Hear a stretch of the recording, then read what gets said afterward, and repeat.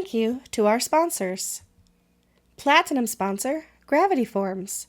Build accessible, powerful WordPress forms with Gravity Forms. Flexible tools for creators, developers, and teams of all sizes. Platinum sponsor, WP Engine. WP Engine provides the most relied upon and trusted WordPress products for businesses, brands, and agencies of all sizes. Platinum sponsor, Woo.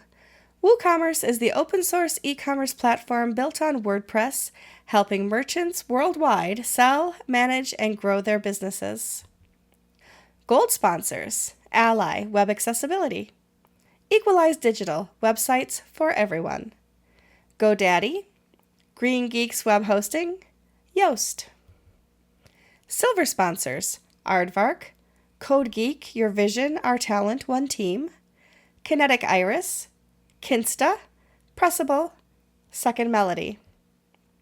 Bronze sponsors, Nine Planets Hosting, Engage, Draw Attention, Multidots, NerdPress, OSAM Studio, AusEY, Australian Web Accessibility Initiative, Progress Planner, Quality Logic, Sharp, Simply Schedule Appointments, SiteGround, Stellar WP, Termageddon, Web Yes.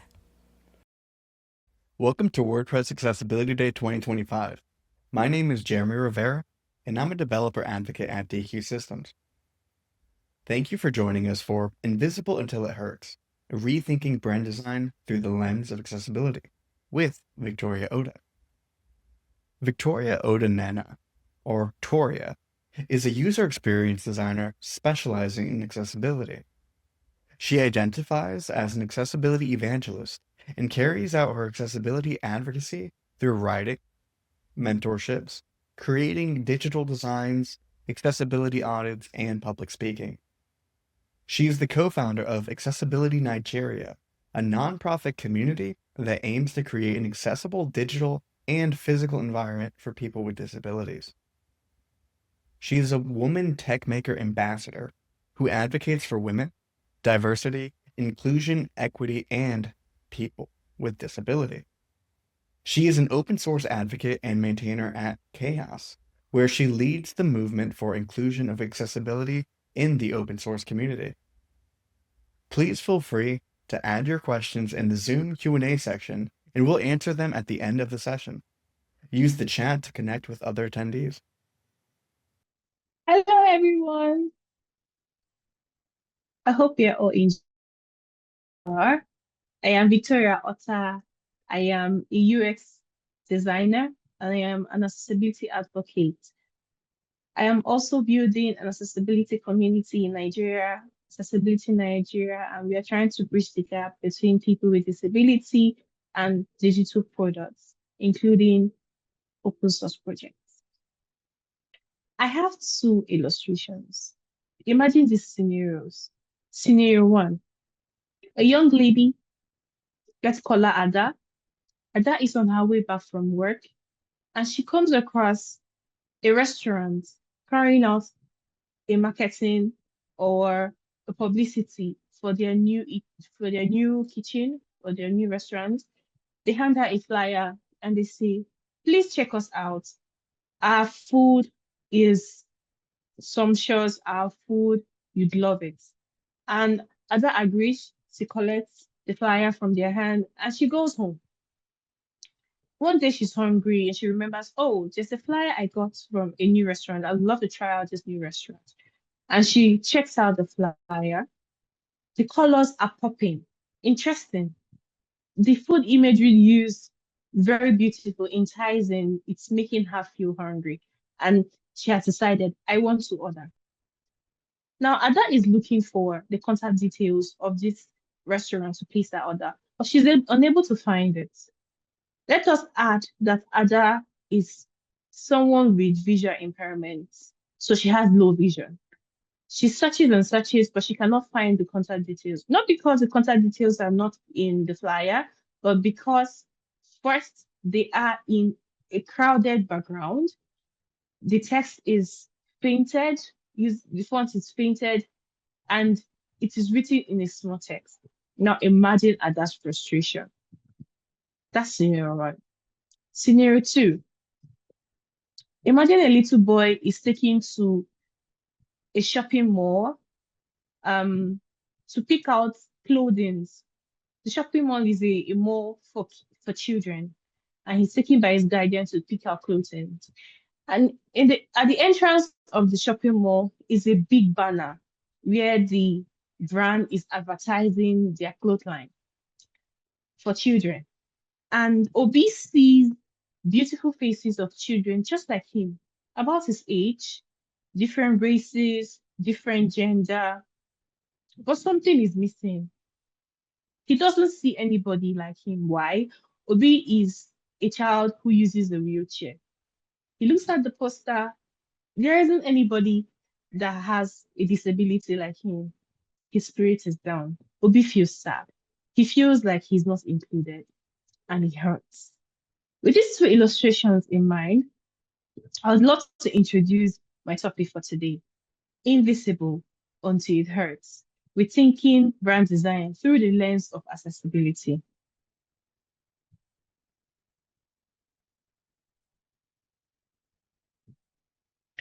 Accessibility does not limit creativity, unlike the popular thoughts of people. People think if my design is accessible, I will not be able to explore my creativity. And this is wrong. Accessibility does not limit creativity. Rather, accessibility in design ensures that all people, especially those with disabilities, can perceive, understand, and navigate, even interact with design. These disabilities can present themselves in different formats. It can be visual disabilities like low vision or color blindness. It could be auditory disabilities like hearing loss or people who are deaf completely. It could be cognitive disabilities like dyslexia, ADHD. It could be motor disabilities where the user is a wheelchair user or an amputee or someone with Parkinson's disease or other motor disabilities. Now, down to our topic for today. Brand design is a visual and sensory system that communicates who a brand is and what they represent. I'm sure you'll be surprised. Sensory system is not just visual. I hope I get to correct the notion today that brand design is just visual because a brand should be able to communicate what they stand for, not just visually, but people should also be able to perceive what a brand represents, either through hearing them or feeling what they have to offer.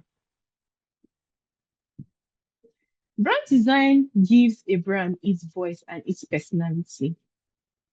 And now when accessibility comes in, it ensures that that voice that is communicated is heard, understood, and be able to be used by everyone.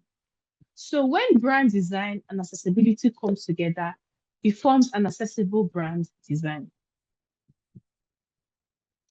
A brand is experienced mainly visually through colors, logo, font, imagery, and layout. It can also be experienced through the brand's voice and tone. These are the building blocks that make up a brand design. This means that for a brand to be accessible, a brand needs to have accessible brand assets. What are we going to learn in today's discussion? In the course of this talk, we'll be able to, one, know how to spot accessibility issues, two, know how to fix these accessibility issues spotted, three, learn the effects of these issues on people with disabilities, four, learn about the challenges that brand designers encounter in brand design when trying to implement accessibility, and finally, learn how brands and users benefit from brand accessibility. Now let us begin with accessibility in typography. When accessibility in typography is mentioned, we're talking about the creation of fonts and also the usage of fonts. It can be used via its weight, its style, or its size. That means it can be light or bold, it can be serif, sans serif, or decorative, or it can be large or small. The ability to implement these features properly, including people with disability, paves way for accessibility in typography. Now let us learn about how to spot some of the accessibility issues in typography and how to fix them. The first one is the text being too small. Sometimes the text in a brand can be less than 14 to 16 pixels for the body, and this is not accessible. This makes the wordings eligible for people to read, especially people who have visual impairments like low vision, hypermetropia, myopia, people who need glasses to read things that are far away. It can be very difficult for them as well. Now, how do we fix these issues? Using accessible fonts that are 16 pixels and above for the body and making them scalable will fix this typography issue. Fonts are overly stylized, condensed, or compressed. When a wrong style of font is used for a body in a way and it is adjusted in a way, either stretched or compressed in a way that fits a designer's aesthetic instead of making it usable, this can be an accessibility issue in typography. How do we fix this issue? Avoid decorative fonts for the body. Instead, choose legible typefaces with open letter fonts. Another issue is low contrast between text and background. Example, using light gray types on a white background and vice versa. This can be a problem for users who have visual impairments or users who are colorblind. To fix this issue, designers must meet the WCA guideline for contrast AA minimum, which states that text should be 4:5, 4.5:1 ratio for text and 7.1:1 ratio for the bold text or headings. Finally, for typographical issues, information shown only using color. When information or important emphasis are made using only color, for instance, links used as blue without underline, this can be confusing for users who have learning disability or visual impairment. How do we fix this? Differentiate links with more than color. We can underline or use or embolden them. Also, use headings, bullet points, and spacings for easier scanning of text. This pictorial illustration on the screen is a perfect example of a type of accessibility issue in typography, like bad kerning or compressing of text, bad spacing of text. On the screen, the words furnace and kernel are written down in serif and sans serif fonts. Now, because of the bad spacing and compression, these words can be misread as furnace and kernel, which can be an accessibility issue in typography, which leads to wrong information being communicated. And this can also pose a problem for users who either have learning disability or visual impairments.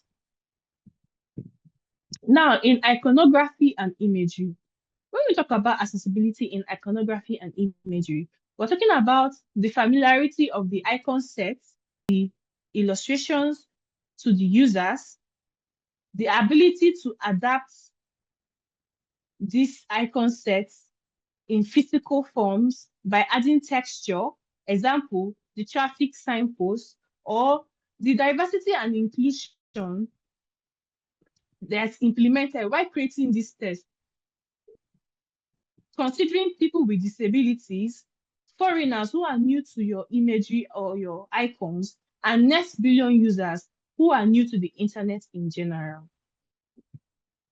Now, let us talk about some of the issues that can be seen in iconography and imagery. One of them is icons without labels that leave the interpretation up to the user. Imagine a user who is new to the internet and he sees an icon that he has never seen before, and that icon has no labels at all. Now they are left to interpret that icon on their own without having any prior knowledge to this. It can be very difficult for them to get whatever information you're trying to communicate with that icon. How do you fix these issues? Add labels or tooltips to your icons for critical action. Overly abstract icons not recognized globally. Some countries have icons that are specifically for their region.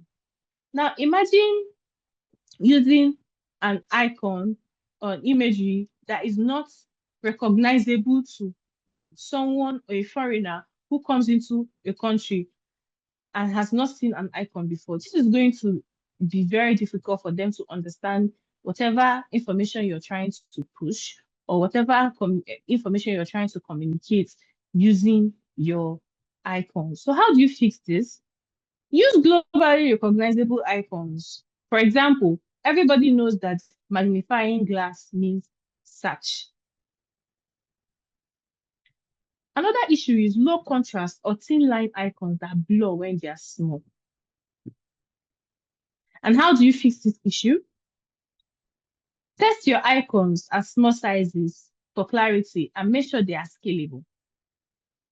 Using pixel sizes of from 16 to 24.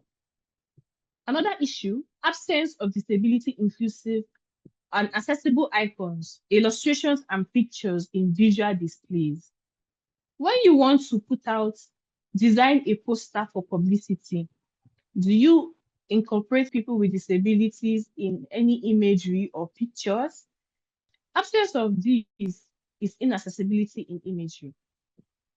And how do you fix this? Add accessible icons, illustrations, and disability inclusive photos in your brand styles. This picture on the screen is a perfect example of inclusion. This is a poster, a publicity poster of Nike for their disability inclusion promotion. In this image, you see that people of different gender, races, and ability are included in this promotion. Nobody is going to feel excluded. And this targets and reaches the heart of everybody in the process. So we can adopt this method and include pictures that are accommodating of people of different gender, races, and ability. Now, let's talk about accessibility in layouts. When we talk about accessibility in layouts, we're talking about the grid system, the spacing, and the hierarchy flow. For the grid system, for a grid system to be accessible, it should have proper alignment of elements in the design and proper grid system that is used for varied formats presentation, like the web, posters, or presentation slides. For spacing, make sure that there's consistent spacing to improve clarity, legibility, and overall polish of a design. Make sure that the background is not cramped and the information is not lost because of bad spacing. Hierarchy flow using size, weight, and position, even color to ensure that content is prioritized and emphasized, not using only color or only weight, and properly structuring the hierarchy so that people can understand the information that is being sent out. Now, what are some of the issues that can be found in layouts in a design? Dense or poor spacing that overwhelm users with cognitive disability. When the background is too saturated with so much information that an important information, like the example we started with, contact details, is being lost in so many elements on a background. This can be an issue. And how do you fix this? Use white spaces to create breathing room and clear grouping so that people can be able to find information that they're looking for in your design. Another issue is fixed layouts that do not resize or reflow. or reflow well on different devices. And how do we fix this? Make your layers responsive and test at different zoom levels, up to 200% zooming. Another issue is navigation that breaks for the keyboard and screen users. Whenever you're designing as a brand designer, never assume that you do not have users with a disability that are using your product. You can have users who have visual disabilities and use screen readers to access information that you are designing. So to fix this issue, keep your navigations consistent and predictable. Structure with semantic HTML so that the assistive technology will be able to recognize and follow the right reading flow. Ensure that your layouts are responsive, they are Zoom friendly, and they are keyboard accessible. Now we have the brand voice and the logo.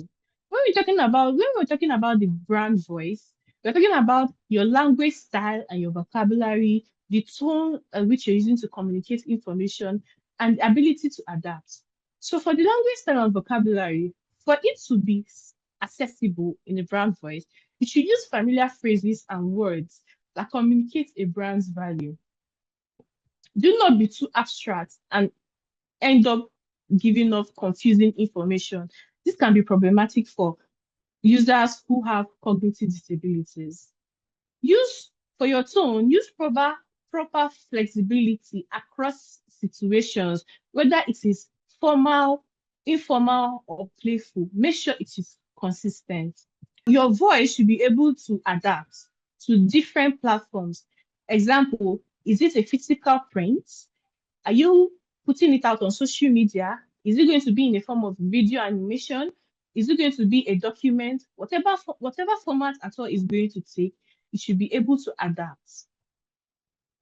Now, so these are some of the issues in brand voices and for the logo in a brand design. Overly complex language, jargon, or exclusion, or words that exclude people with disabilities. Make sure, and how do you fix this? Make sure you use plain, simple, and inclusive languages in your brand communication. Remember that users of varying abilities are accessing your designs. Users who have cognitive disabilities might come across your designs as well. So make sure your brand voice does not confuse. It is simple and straight to the point. Another issue we have is lack of accessible documentation, like inaccessible brand usage guidelines. And how do you fix this? Provide accessible files in PDF and HTML formats with proper tagging so that users, blind users, or users with visual impairments or cognitive disability who are making use of assistive technology like screen readers will be able to access the information that you communicate. Another issue, no guidance for inclusive language or alternative text in marketing. How do you resolve this? Train your team on inclusive writing and alternative text to test best practices. They should be able to properly label, properly put description, and use the right inclusive writing style to include people with disabilities. And finally, on brand voice and logo, overly intricate logos that break down at small sizes and become illegible when they are sized. And how do you fix this issue? Create a scalable logo version that works in high contrast, works at small sizes, and in one color for screen readers or embossing. Now, have accessibility issues in color system. When we talk about color system, we're talking about the primary and secondary palettes and your theme colors. And we're talking about how you use these colors and also how you're able to implement your color system either in digital formats like digital posters and the web, printed formats like in papers, or in your UI components. Now, what are some of the issues we have in color systems? One, low contrast between text and background. This is a major issue most of the time, using the wrong text color on background, causing the text to be blurry or illegible for users who have visual impairment. And how do you fix this issue? Test and adjust your brand palette to meet at least the AAWCAG for 4.5 to 1 ratio for normal text. At least it should get to the AA requirements. Another issue, brand colors that look stylish but fail. They fail the wicked contrast standards. And how do you fix this? Add secondary cues like icons, labels, patterns, shape alongside colors. And always test colors to make sure that they pass the standards of WCAG. Another issue, relying on color alone for hierarchy or emphasis. This is a major problem. And how do you fix this? Do not use only color as emphasis. Rather, build accessible variations, example, high color contrast versions into your color system. Now, here is an example of a good color contrast. And here we have a bad example. I'm sure some of us are struggling to even see the text written on some of the background. It is very poor. Now, let's talk about the effects of inaccessible brand on users with disabilities. One, it causes exclusion from information and inability to participate. Nobody likes to be excluded, and the feeling of exclusion hurts. It makes people feel like they are not wanted, and that is a problem. Two, it can cause cognitive load and confusion for users who have cognitive and learning disabilities. Three, it can cause frustration, loss of trust, and loss of interest in patronage, because when your brand is inaccessible, it screams, this brand is not for you. It means you're not part of the people I want to talk to. You're not part of the people I want to send information to. You're not part of the people I want to participate. And it makes people with disability lose interest and are often frustrated when they're not able to complete the tasks that they plan to. It can also cause difficulty in accessing important information that could cause serious accidents. Accessibility should not be taken lightly because it might be simple for people who do not have disabilities, but for people who have disabilities, it can be a serious issue. Now, designers who try to design for accessibility often come across different challenges. And these challenges can come in different forms. One, ignorance of brands and absence of awareness.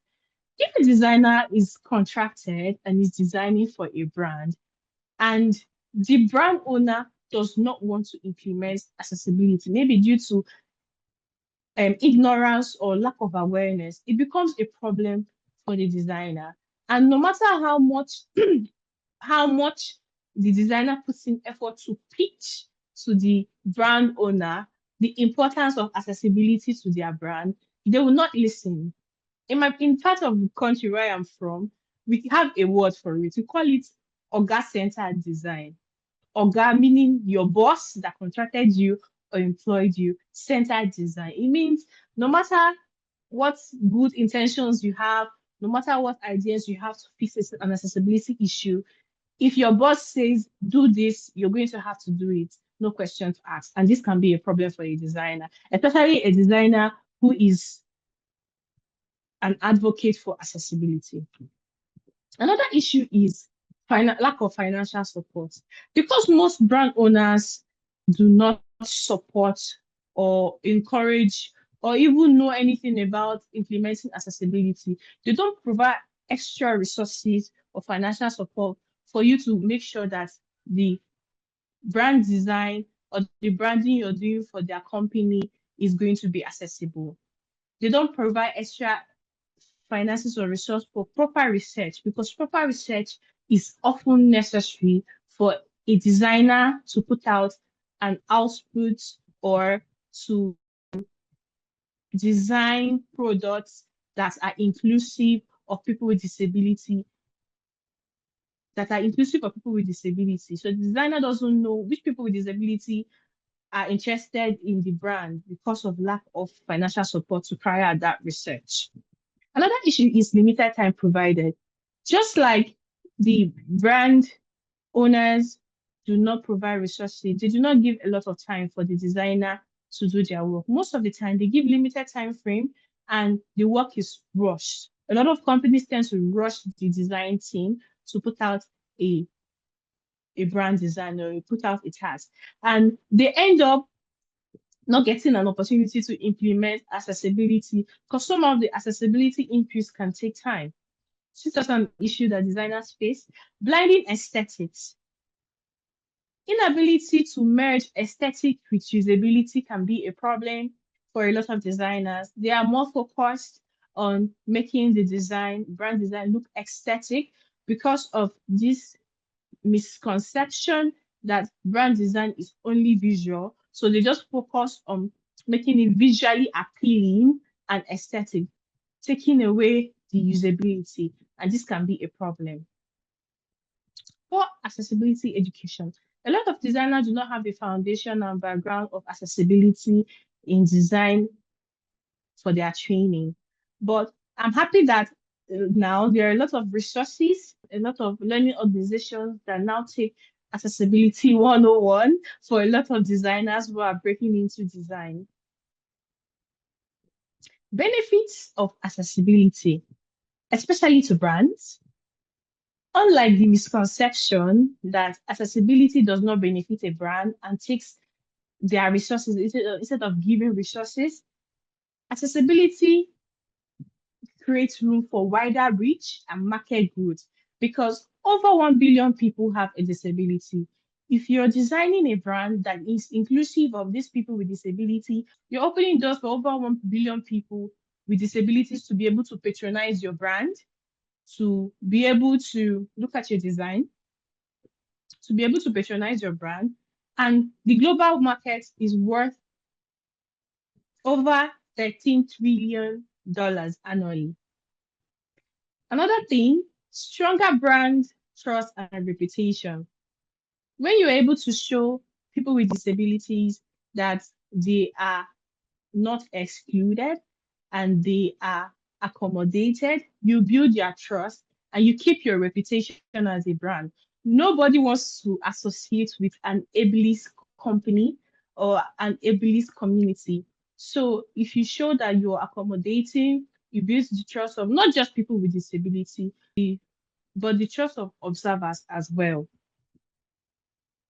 Another benefit is reduce legal compliance risks. When you meet accessibility laws and standards, you prevent lawsuits and fines.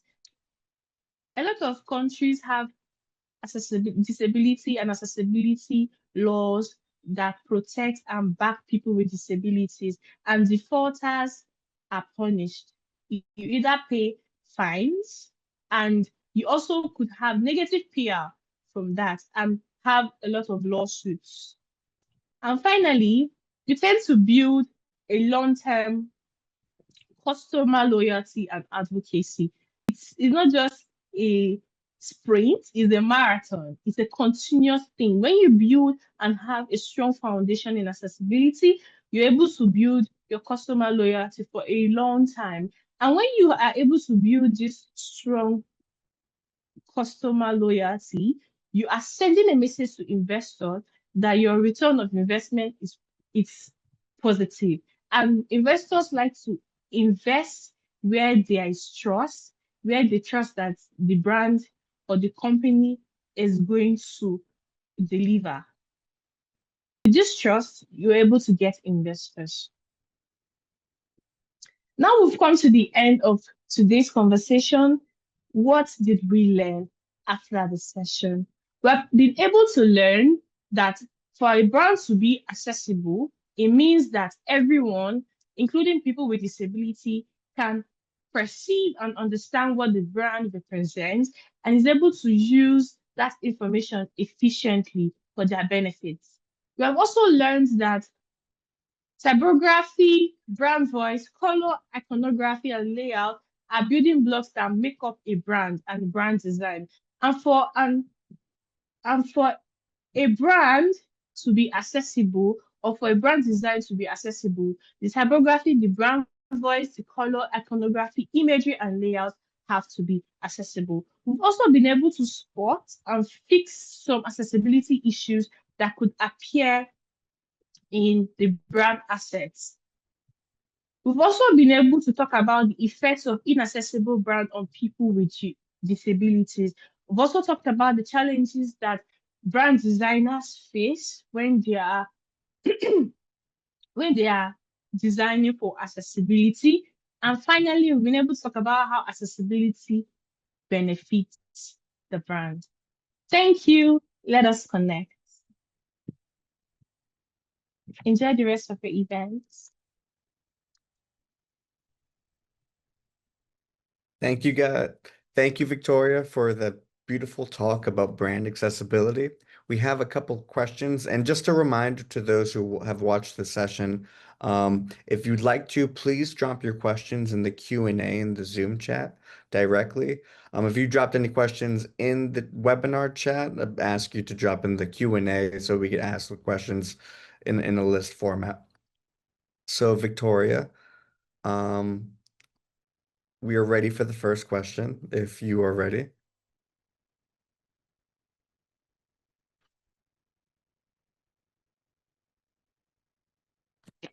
Hello, everyone. Greetings, Thank you Victoria. for listening in. Thank you for listening to the session. Um, so I was going to type the answer on the Q&A. I mean, I was still typing, but let me just answer in person. Yes, please. I saw Oh. you were having discussions with some of the people in the chat. Well, we have a couple premier questions from June Lear. And the first one is, what are some misconceptions that you hear about accessibility in branding that you would like to challenge? Okay, so before now, designers do not really think that they are part of accessibility because I mean, I'm not coding, I'm not adding area and all of that. Like, what does that have to do with me? And especially brand designers, because brand designers believe or think that design is just visual. So if someone has a visual disability, they cannot even interact with my design at all. So I don't have to try to make any efforts to make it accessible. I mean, they cannot see it. So what's the point? And that is um, one notion I'm trying to correct. First, that brand design is just visual. Brand design is not just visual, it's sensory. That means even if I cannot see the design you put out on my screen, I should be able to hear it. If it is a form of animation or a video, I should be able to understand what you're communicating. I should be able to sense it. I should be able to feel what your brand is communicating or whatever product your brand is trying to sell to the audience. So that's a notion I'm trying to correct. All right, thank you so much for that. For the next one, can you share an example where improving accessibility made that brand more distinctive? Yeah, so just like the example I used for the promotion poster for Nike, right? People with disabilities now have the confidence that this product is for them as well. They can actually wear the product that this particular organization or company is putting out, right? It's not just for a particular group of people. That one example has this power. And the thing is, them being included in that imagery, that sends a statement, sends a message that people with disabilities are invited into our organization. So that's one very good example. We have another question that popped up in the webinar chat, and it's from another Victoria. Um, The question is, how do you test your brand design or assets to be sure that you're meeting accessibility standards? And then are there tools for that, or do you use manual checks? Yes, so personally, I believe that accessibility testing should take three formats: manual testing, automated testing, and user testing. And this also applies to design. So you can test it manually when you're designing. As a designer with keen eye, for alignment, hierarchy, and knowing all the principles of design. You know when your design looks out of place and you should correct it. You can manually check your images and see, oh, is there a place where I'm supposed to put my old text and it's not there? You can put it. And for sometimes designers make the mistake of checking their designs themselves and using their own eyes to look at designs, and this is where user testing comes in. So you give it to these users who you're building or designing for. Let them check the design for you. Users with disabilities, ask them to check it and ask them where they found it difficult to understand or what issues they got from interacting with that design, and listen to feedback and correct feedback. That's another thing. It's one thing to do user testing, is another thing to accept and implement feedback. Then for automated tests, yes, if you're a designer who designs with Figma, there are Figma plugins like Accessibility Checker, there is Stack, there is Humane, and some other accessibility plugins you can use to check for accessibility, either for contrast or for text or all text, um, for language. I listened to Yiga speak yesterday, and she talked about differences in culture and language. So you can also use the plugin to talk about that. You can also use the plugin to correct that issue. And for PenPot users, there's also an accessibility checker in your PenPot plugin. And for Adobe users as well, there's an accessibility checker. So you can either use the accessibility checker plugins in your tools, or you can use a general wave or browser dev tool for just a general check of your work. And most importantly, user testing. That's one of the most important ones, because people with disabilities need to use your designs or interact with your designs in real time. All right, thank you. Thank you for that. Um, Taco just asked a question. Would you say doing a full brand redesign is worth it for the sole purpose of making your brand accessible? Yes, I would, because like I said, it's not a sprint, it's a marathon. If you're building or designing a product that you intend to stand the test of time, a design that is going to last for time and time again, you should prioritize your branding. It's not something that is going to die down in a few years, something that's going to stay for a long time. So rebuilding your brand and your brand, redoing your branding just to ensure that it is accessible, it's actually worth it. I think it is important. Okay, thank you so much. And then can you give a few great examples of like accessible brands that are worth the shout out? Oh, okay. Personally, um, I like what Figma is doing. I like that Figma is adapting. I'm talking in terms of tools now for designers. I like that Figma is adapting to accessibility. There are accessibility plugins. I mean, there's even a plugin for you to check for accessibility guidelines in case you're not sure. Instead of going outside the app to check it, you can check it there. And for general brands, I like what WordPress is doing as well. I am I am actually very impressed. And from the comment section, Taco said something about creating a plugin for design. I'm really anticipating that. I really want to use that. I really want to see that. Nike, I like what they are doing. I love what Apple is doing. I love what Google is doing. I love this product. Yeah, so And then um would you say that the WordPress Accessibility Day brand is accessible? oh yes. I mean, the Let me just push it to something shorter.